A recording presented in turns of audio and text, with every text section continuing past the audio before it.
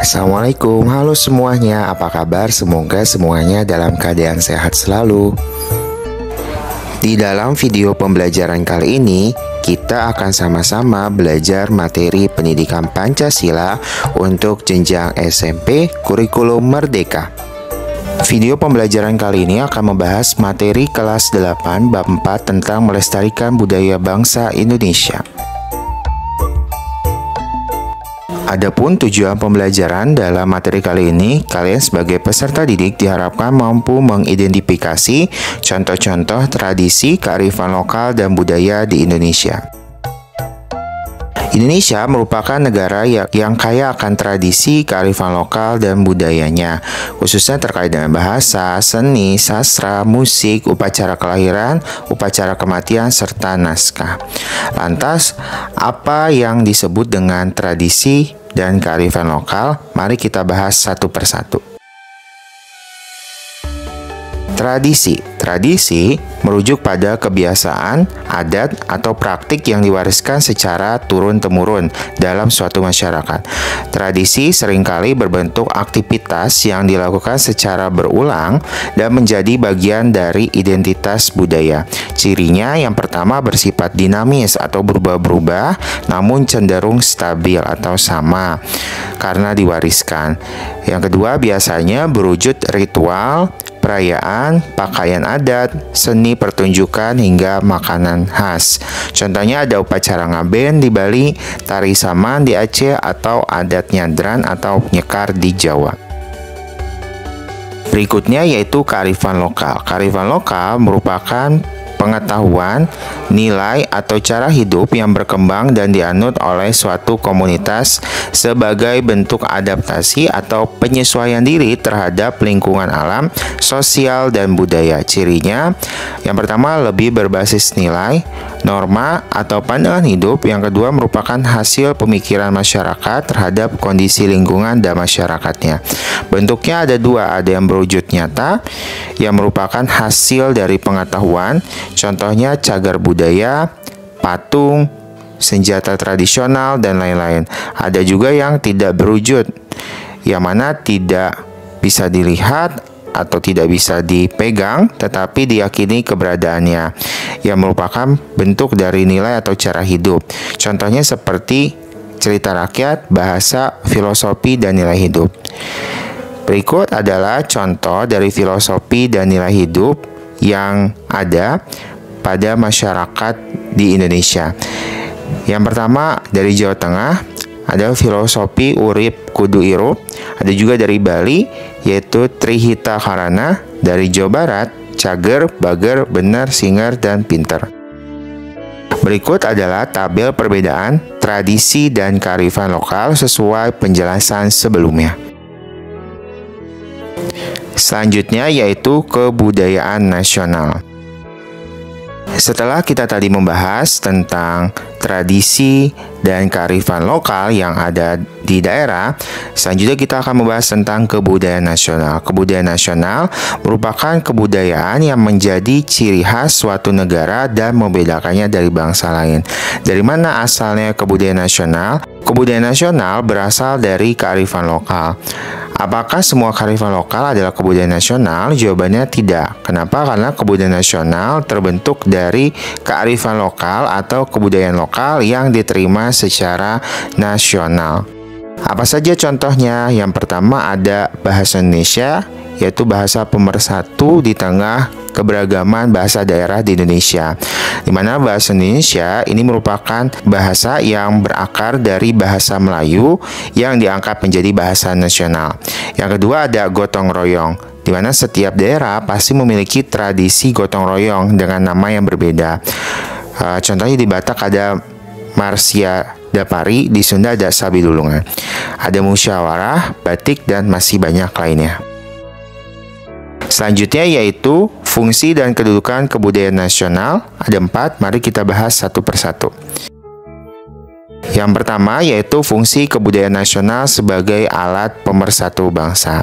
Kebudayaan nasional adalah cerminan dari berbagai budaya daerah yang ada di Indonesia.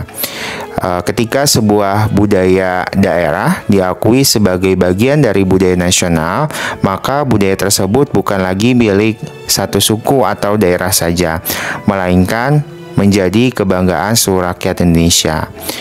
Hal ini dapat menumbuhkan rasa cinta terhadap bangsa karena kita merasa memiliki warisan budaya yang sama. Sebagai contoh, batik awalnya adalah warisan budaya dari Jawa, tetapi sekarang batik telah menjadi bagian dari budaya nasional, sehingga seluruh masyarakat Indonesia mengenakan batik dalam berbagai acara resmi ataupun sehari-hari. Sehingga hal tersebut dapat mempersatukan bangsa Indonesia melalui kebudayaan nasional. Selanjutnya yaitu fungsi kebudayaan nasional sebagai identitas dan jati diri bangsa. Kebudayaan nasional berfungsi sebagai identitas dan jati diri bangsa karena mencerminkan nilai-nilai, adat istiadat, tradisi, serta warisan sejarah yang menjadi ciri khas suatu bangsa. Yang ketiga yaitu kedudukan budaya nasional sebagai puncak dari budaya daerah. Menurut Ki Hajar Dewantara, kebudayaan nasional Indonesia adalah segala puncak dan sari-sari kebudayaan daerah di seluruh kepulauan yang berjiwa nasional. Menurut kutipan dari Ki Hajar Dewantara tadi, dapat dijelaskan bahwa kebudayaan nasional Indonesia terbentuk dari unsur-unsur terbaik yang berasal dari berbagai budaya daerah di seluruh Nusantara. Selanjutnya yaitu kedudukan budaya daerah sebagai akar dari budaya nasional. Jika budaya nasional adalah puncaknya, maka budaya daerah adalah akar dari budaya nasional. Tidak akan ada kebudayaan nasional tanpa ada budaya-budaya daerah. Misal gotong royong tidak akan ada jika setiap daerah tidak memiliki budaya atau tradisi serupa seperti ngaya, sambatan di Jawa Tengah atau sabilulungan di Jawa Barat. Selanjutnya yaitu upaya pelestarian tradisi, kearifan lokal, dan kebudayaan nasional. Kenapa kebudayaan Indonesia perlu dilestarikan? Faktanya, menurut Badan Pusat Statistik atau BPS, pada tahun 2021 sekitar 88,99% anak usia 5 tahun ke atas itu mengakses internet menggunakan media sosial. Jelas hal tersebut dapat mempengaruhi minat dari masyarakat khususnya anak-anak muda terhadap kebudayaan yang ada di Indonesia. Selain tingginya akses internet bagi anak-anak muda, tren budaya lain seperti budaya barat dan K-pop juga semakin tinggi di Indonesia. Kenapa? Karena generasi muda saat ini lebih tertarik dengan budaya asing karena dianggap lebih praktis dan sesuai dengan trennya. Ditambah tantangan berikutnya, karena semakin ditinggalkan, semakin dilupakan, semakin tinggi juga adanya potensi klaim dari negara lain. Lantas apa yang harus dilakukan oleh warga Indonesia? Jawabannya adalah berpartisipasi dalam pelestarian dan pemajuan budaya. Berikut adalah objek kebudayaan yang ada di Indonesia, mulai dari tradisi lisan, manuskrip, adat istiadat, ritus atau ritual, pengetahuan, teknologi, seni, bahasa, permainan rakyat, hingga olahraga tradisional. Objek-objek ini adalah kebudayaan yang harus tetap dilestarikan dan dimajukan oleh masyarakatnya. Bagaimana caranya? Upaya pelestarian budaya bisa dilakukan dengan berbagai cara. Yang pertama, bisa mengenal budaya nasional dulu. Tak kenal maka tak sayang. Bagaimana mau mencintai budaya jika tidak mengenal kebudayaannya? Sehingga perlu dikenalkan terlebih dahulu, perlu mengenal terlebih dahulu budaya nasional. Yang kedua, mempelajari budaya nasional. Mempelajari budaya bisa dimulai dari budaya sekitar, budaya luar daerah, hingga budaya nasional. Sehingga proses mempelajari budaya nasional ini bisa dilakukan secara bertahap. Makin banyak orang yang mempelajari, maka semakin lestari budayanya. Yang ketiga, yaitu bisa dengan cara mempraktekkan budaya nasionalnya. Budaya akan tetap bertahan ketika masih banyak yang mempraktikkan, terutama dari masyarakatnya.